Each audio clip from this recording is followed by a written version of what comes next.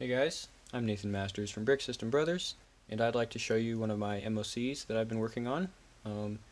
This is what I call a Hovercar, so kind of like a futuristic sci-fi creation. In particular, I've named this the Cairben M2, so nothing really significant about the name, just made it up. Although M2, I was thinking, does kind of stand for like this would be a metro style car with two capacity for a driver and a passenger. So that would be the M2 part. Cairben is just could be like a fictional company or something like that. So I started working on this actually quite a while ago, and then put it to the side and did some other stuff. And it was something I came back to wrap up pretty recently. And most of that was just towards the back here, some of these details that weren't quite right. Especially the way I had these sides detached. And so I'm just going to kind of take a look at some of the techniques I used to build this, and maybe I'll throw a guy in there and zoom it around a little bit, but yeah, let's jump in. So the first thing that I really like about how this turned out is the opening canopy. And what that is just a function where we have this canopy that opens and then comes back like that. And so this is actually accomplished with a Technic beam in there, and it is a little hard to see from that angle, but it's this L-shaped beam, and it's got an attachment point down here at the bottom and then up here on the canopy itself. And so what that does is it gives us 2 points of rotation, and that gives us actually a really large range of motion for this entire canopy structure. Instead of just having one hinge to where it would open and close, it now has 2 hinges, and it can open and pivot as well. So kind of gets, it's not quite a sliding feature, but it really looks close to a sliding feature. And I think that's kind of the look I was going for there especially. And I'm really glad this turned out to kind of wrap with this glass here, or it's plastic, but it would be like a sunroof that kind of wraps all the way around to the windows as well. The upper part of the windshield is a little bit rough just because I had to use these 1x1 sheet slopes and clear all the way across, and there isn't really a good piece that makes that transition work the way I wanted it to without getting kind of, what's the word, like, it just breaks up the light more than the windshield, I guess is what I'm saying. So small gripe about that, but I think the solution works pretty good.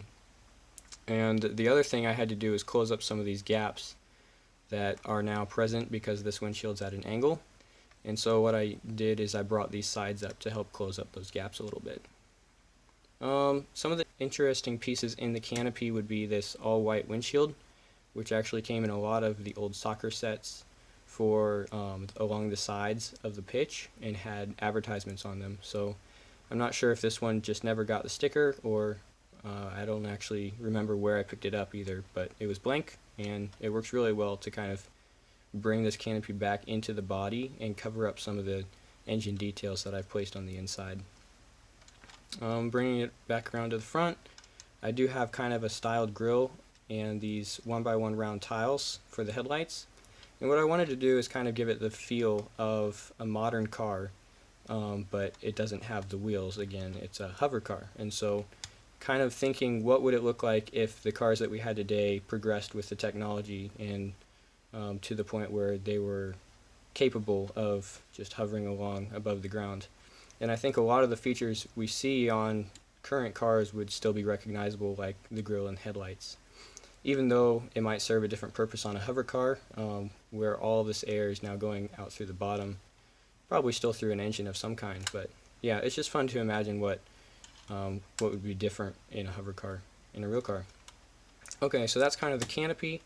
I'll get this opened up here. We can take a closer look at the inside, and this actually can pivot all the way around like crazy, so just to get that out of the picture. What do I want to say about the inside? I do have some controls, but they actually have to stay out of the way for this when this comes back around. I was having some issues with this window panel hitting those handlebars So those have to stay pretty low, but a minifigure can still grab them at that height, last I checked.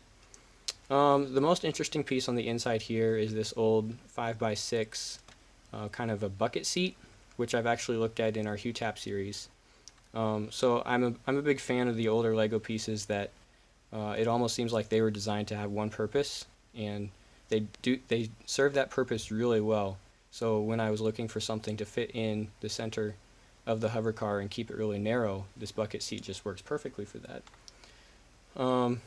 But you know, if you do need something slightly different, these can really be a pain because they have studs right on the outside of the fender. So just to make sure everything still fits within a model can sometimes be a little frustrating. Thankfully, this one fit really well, really nicely. Didn't have to modify anything at all. And at first I was actually hoping to use these side studs to help connect the side panels, but then I realized they're actually not in the right plane to do that. So I just left them out, and it worked out just fine. So speaking of the attachment with this side here, I'm just going to pop this off real quick. And what we have is just a couple of angled plates, a couple of 2x3s, and those are all attached with some Technic pins, which isn't the most stable connection in terms of the back of a plate to a pin, but I put 3 of them in here just to help hold things together, and so far it's been working really well. So let's look at how those are laid out. And this is where I had the most trouble recently when I did a rebuild. The 2 in the front down here are actually going to go into the center hole on the plates, and then this one, you can kind of see it on this other side, it actually goes in between the center holes on this angled plate. And if you kind of sight down up here, you can see how that's offset by about half a plate. And as far as I can tell, it is a little bit off the grid as far as getting this tilted, but it's not enough to actually put stress on the pieces because as we know, Lego has slight tolerances built in all around, and so it is allowed to cheat just like a fraction of a millimeter up or down if it needs to fit. And thankfully this is one of the connections that does work in the system, barely, I think. If I took this to Lego headquarters and asked them to make it a set, I'm not entirely sure it would pass, but the reason for that would be it's actually pretty dense in terms of parts, and that's just kind of my building style, I think. So let's go back towards the tail here. When this canopy is up in place, now we can kind of see what the sides are doing in terms of helping it cover all of this stuff up. And that's one of the reasons I did decide to use these plates as a side, is because they're pretty effective at covering some of these unsightly scenes. And so I was actually able to use kind of whatever I wanted down in here color-wise, which can be pretty freeing if you don't have a large collection. I think when I built this I was just grabbing pieces off the table, so it didn't really matter. It also covers up this Technic pin here in black, which I could have done in gray, but we don't have a white option, I don't believe. And it helps cover up some of the lower sections of the driver's cab as well.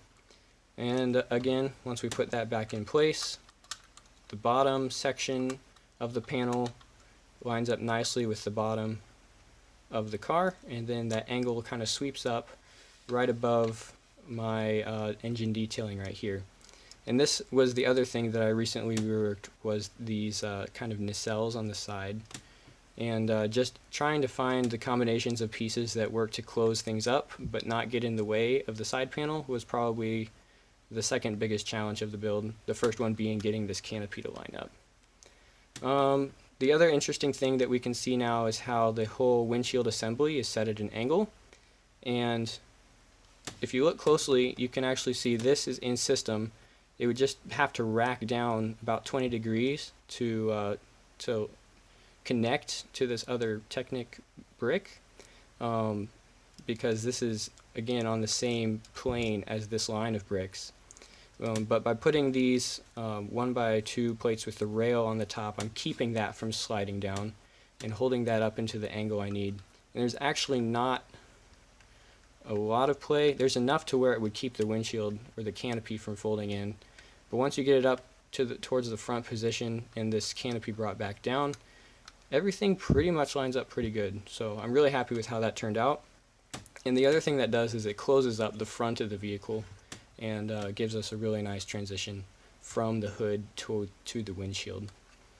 Okay, so that's the side. Yeah, I'm going to put a minifigure in here and close it up and see how it looks. Alright, so Mr. Jones is in position here.